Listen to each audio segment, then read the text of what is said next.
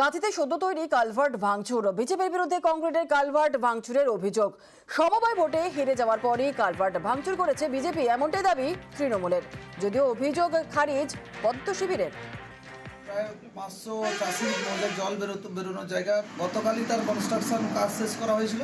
গতকাল রামনগর কলেজ নির্বাচনের পরেই সত্যেন পঞ্চায়েত এবং তার টিম এবং কিছু দেবপালের বিজেপির দুষ্কৃতী বাহিনী, অর্থাৎ সত্যেন পঞ্চায়েতের বিজেপি মন্ডল সভাপতি, রাত্রে অন্ধকারে তখন প্রায় সন্ধ্যা হয়, আমরা যখন পেছনে যাই তারা 15-20 জন মিলে হঠাৎ করে লাথি ফাথি মেরে সব ভেঙে দিয়ে যায়। যেহেতু প্রশাসনিক ব্যবস্থা নিচ্ছে এবং আমরা আমাদের যা যা করণীয় সেটা করছি। আমরা রাষ্ট্রবাদী দল, রাষ্ট্রের প্রত্যেকটা সম্পত্তিকে বাঁচানোর জন্য আমরা বদ্ধপরিকর। ওনারা কালকে সারা রাত এত দাপাদাপি করেছেন, আমাদের ভারতীয় জনতা পার্টির সমস্ত কর্মীরা কাল ঘর ছাড়া ছিল। বিরোধী বিজেপি ভেঙেছে, এই কথাকে সম্পূর্ণ অনুপবাবুকে চিন্তন করতে হবে। কারোর উপরে দোষারোপ করতে হলে তার সঠিক জানকারিটা নেওয়া অনুপবাবুর দরকার। নদীর ওপর সেতু দীর্ঘদিন সংস্কারের অভাবে বেহাল, প্রতিদিন যাতায়াত করতে হয় ঝুঁকি নিয়ে। ধূপগুড়িতে সেতু পারাপারের পদে পদে বিপদ।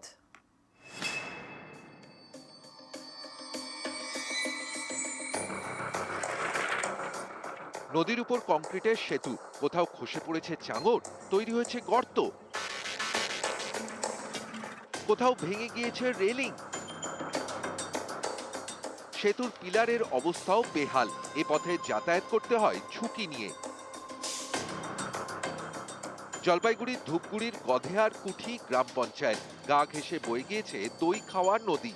নদীর উপর কংক্রিটের সেতু, আশপাশের 3টি গ্রাম পঞ্চায়েত এলাকার বাসিন্দাদের বড় ভরসা। স্থানীয়দের অভিযোগ, এমন একটি গুরুত্বপূর্ণ সেতু দীর্ঘদিন সংস্কার হয়নি, ফলে তৈরি হয়েছে বড় বড় গর্ত। ভারী গাড়ি গেলেই সেতু নড়বড় করে, তাই এ সেতুতে ভারী গাড়ি চলাচল বন্ধ করেছে প্রশাসন। ব্রিজের হাল তো এমনিতেই খারাপ, তার মধ্যে যে বড় বড় গাড়ি চলে, গাড়ি চলাতে যেরকম আরো বেশি খারাপ হয়ে গেছে। যাতে তাড়াতাড়ি ভালো হয় এটাই না চাই। যে কোনো দিনে তো দুর্ঘটনা ঘটতে পারে। হ্যাঁ, এটা করতে পারে। কত জায়গায় ভাঙায় ব্রিজের? কেন নানান জায়গা ভাঙা, এইটুকু ব্রিজের মধ্যে মোটামুটি 5-7 জায়গায় তো ভাঙা আছেই। এটা এই এলাকার এইটাই একমাত্র রাস্তা, আমাদের একমাত্র ব্রিজ। দীর্ঘদিনের একটা সমস্যা, সমস্ত জায়গায় আমাদের এটা নিয়ে বহুতবার আন্দোলন করা হয়েছে এবং আন্দোলন চলছেও। এটা শুধু আমাদের ব্যক্তিগত সমস্যা নয়, এটা একটা সমষ্টিগত সমস্যা।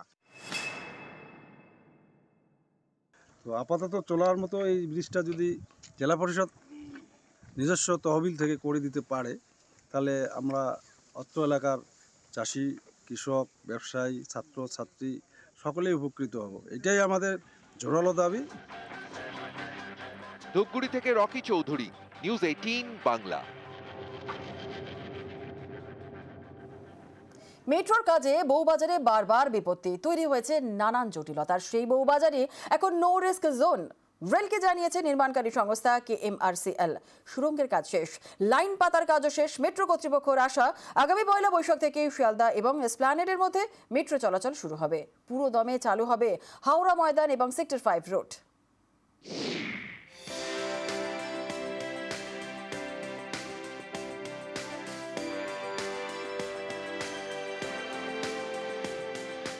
ইস্ট ওয়েস্ট মেট্রো, এই পথে বারবার কাটা হয়েছে বউবাজার।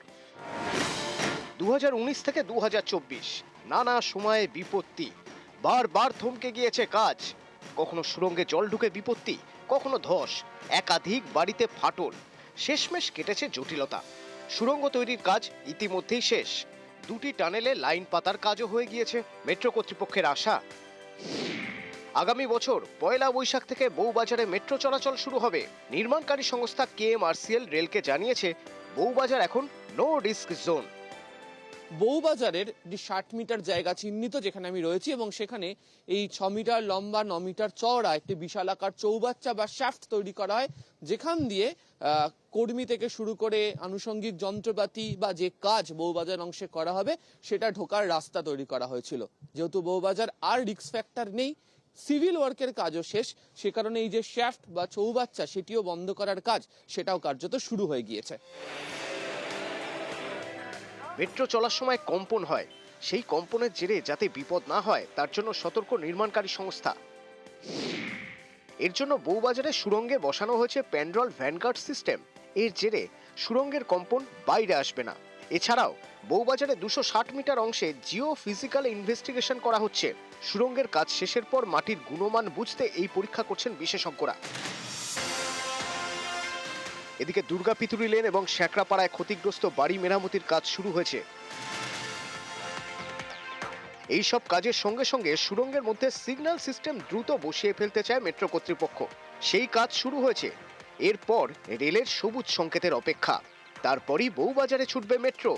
খুলে যাবে শিয়ালদা এবং এসপ্ল্যানেডের মধ্যে সুড়ঙ্গ পথ।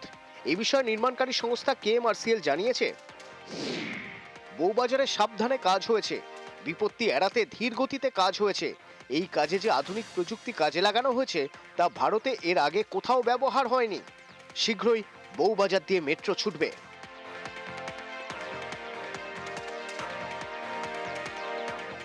সূত্রের খবর, রেল চেষ্টা করছে বাংলা নববর্ষে একেবারে পুরো পথে অর্থাৎ সল্টলেক সেক্টর 5 থেকে হাওড়া ময়দান পর্যন্ত মেট্রো চলাচল যাতে করতে পারা যায়, সে কারণেই দ্রুত গতিতে কাজও চলছে। ক্যামেরা শুভেন্দু চ্যাটার্জির সাথে আবির ঘোষাল, নিউজ 18 বাংলা, কলকাতা। রেস কোর্সে বিজয় দিবস উদযাপন, মুখ্যমন্ত্রী মমতা বন্দ্যোপাধ্যায় অনুষ্ঠানে যোগ দেন। আর বিজয় দিবসে সেনাবাহিনীকে অভিনন্দন। বাংলাদেশ পরিস্থিতি নিয়ে উদ্বেগ প্রকাশ মমতা বন্দ্যোপাধ্যায়।